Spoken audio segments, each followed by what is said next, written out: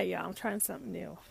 I wanted this video, I want it to be outside. I want it green as my background. So, probably see, I got my camera in a tree. So, you'll probably see some background stuff going on. But I really wanted to tell you about how did I get here? What was my journey to loving things green? Well, to tell you, it started with, I don't remember the year exactly. I think it was 2005, and my mother was diagnosed with breast cancer, and she decided that she wanted a more natural way of dealing with it instead of radiation.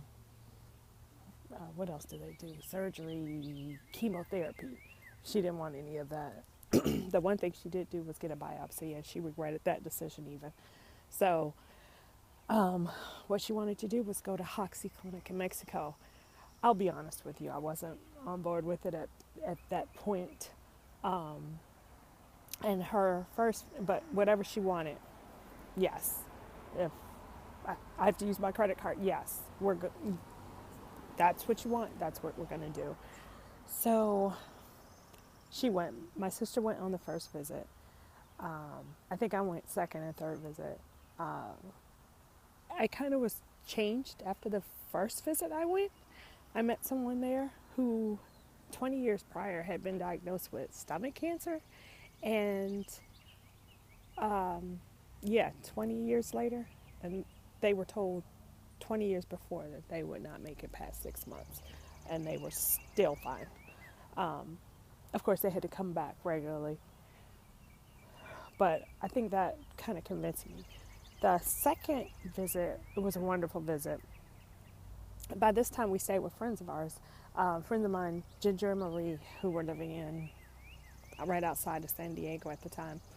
And I remember visiting when we got there, and I looked in their refrigerator, and it was all this green stuff. And I'm like, oh my goodness, we're going to have to go out to eat because, whoa, lots of green. You know, that's such a change from now. So we they both went on about OHI, the Optimum Health Institute, and I was like, OHI? And they just explained how wonderful it was, and it was a place to detox and to cleanse and really get into natural foods and health. And then they told me there was an open house on Sunday, and this was one of those visits my mom and I decided to spend a little extra time in California, so we went to OHI's open house and toured and walked around, and afterwards you can go have a meal. I was like, nope, let's leave before the meal. Dragged our friend Allison along, but enjoyed it. And afterwards we went to the store. Now mind you, remember, I'm not into this green stuff. So I thought, if I'm going to get on board with this, I'm going to need some information. So it's not like a gift shop, but a store they had. And in the store, I got this book, 12 Steps to Raw Food. Literally, this book was life-changing. It's by Victoria Butinko. I also have another one, Green for Life. After I got this one, I got another one, Green for Life. There's 2 points in this book that literally changed how I thought about food. One is about nuts. A lot of times in raw food, we talked about always soaking our nuts. The reason being is you will want to release the life force of the nut. So if you take 2 nuts, one's cooked, roasted, salted, put it in the ground, it rains, nothing happens. If you take a raw nut, you put it in the ground, let the water get to it, it actually grows something.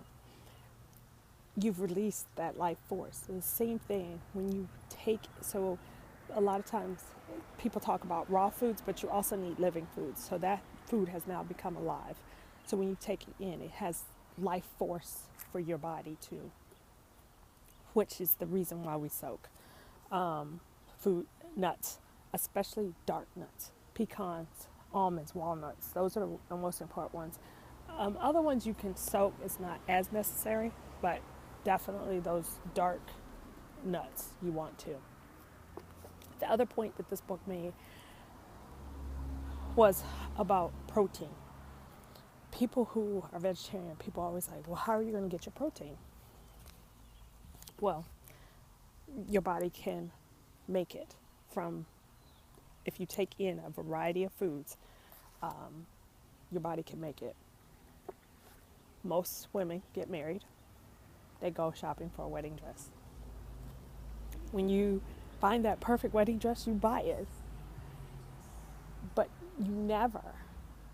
I've never heard of it, where you say, I like that part of that dress, that part of that dress, that part of that dress, that part of that dress, and then cannibalize it to make the dress that you want.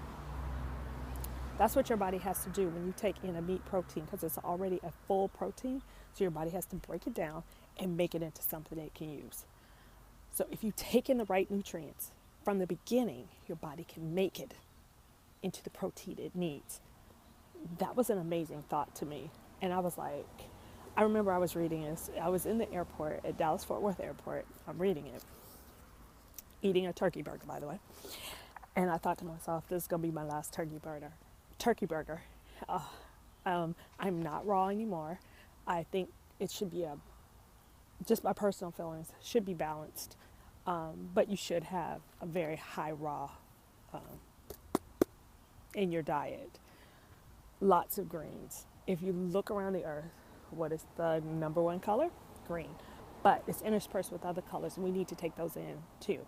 Reds, blues, whites. Think about the vegetables. We need to get those in, and they're all different colors. And each one has a different antioxidant. Each one has a phytonutrient that we need, and it comes in colors. So basically you want to think about eating the rainbow as part of our eating well. So we want to eat a variety of colors. The number one color is green. I like how she talks about getting started. Green smoothies. Whatever smoothie you like, just add a couple of cups of greens. Really a simple way of doing it is 2 cups of a liquid, whether that's water, milk, almond milk, coconut milk, 2 cups of greens. I say 1 cup of fruit, some ice. You can add the protein powder. There you've got your green smoothie. It's an easy way of starting to love the green and seeing what it does for you.